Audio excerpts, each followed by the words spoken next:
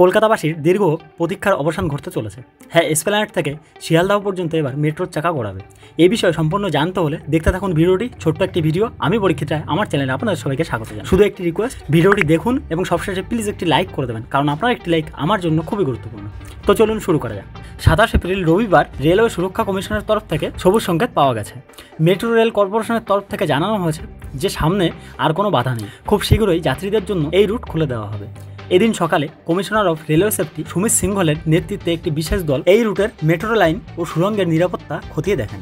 সুড়ঙ্গের মধ্যে বাতাস চলাচলের ব্যবস্থা, আপাতকালীন প্রোটোকল, সমস্ত খুঁটিনাটি বিষয় পুঙ্খানুপুঙ্খভাবে পর্যবেক্ষণ করা হয়, আর সমস্ত দিক বিবেচনা করেই ছাড়পত্র মিলে। সূত্রের খবর, এই সময় কলকাতা মেট্রো রেল কর্পোরেশনের ম্যানেজিং ডিরেক্টর অনুজ মিত্তল সহ মেট্রোর বিভিন্ন উচ্চপদস্থ আধিকারিকরা সেখানে উপস্থিত ছিলেন।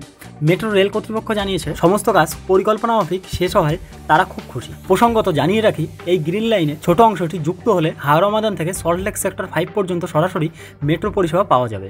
আর ইতিমধ্যেই হাওড়া ময়দান থেকে এসপ্ল্যানেড এবং শিয়ালদহ থেকে সেক্টর 5 পর্যন্ত মেট্রো পরিষেবা চালু রয়েছে। আর সেই সূত্র ধরে শিয়ালদহের সাথে সংযোগ এতদিন অপেক্ষারই ছিল। তবে এই রুট তৈরিতে বিপত্তি কিন্তু পিছু ছাড়েনি। অতীত ঘাটলে দেখতে পাবো 2019 সালের আগস্ট মাসে বউবাজার এলাকায় সুড়ঙ্গ করার সময় সেখানে ধস নামে। এমনকি সেই সুড়ঙ্গ কাটার কাজের সময় মাটি সরে গিয়ে বহু বাড়ি ক্ষতিগ্রস্ত হয়। এরপর দীর্ঘদিন কাজ বন্ধ থাকে। পুনরায় 2022 সালের মে ও অক্টোবর মাসের মধ্যে খননের কাজ শুরু হয়।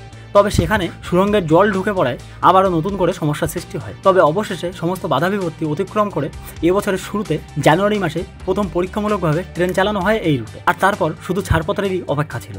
এবং সব দিক খতিয়ে সফল হওয়ার পর রেলওয়ে সুরক্ষা কমিশনের ছাড়পত্র হাতে পাওয়ায় এবার সামনে আর কোনো বাধা নেই। এখন শুধু সময়ের অপেক্ষা, এখন শুধু আর কয়েকটি দিনের অপেক্ষা। তো এই বিষয়ে বন্ধুরা, লেটেস্ট আপডেটগুলি পেতে চ্যানেলটি সাবস্ক্রাইব করে নেবেন এবং প্লিজ একটি লাইক করে দেবেন, কারণ আপনার একটি লাইক আমার জন্য খুবই গুরুত্বপূর্ণ। আর এই বিষয়ে আরও কিছু জানার থাকলে ভিডিওর কমেন্ট সেকশনে অবশ্যই কমেন্ট করে জানাবেন।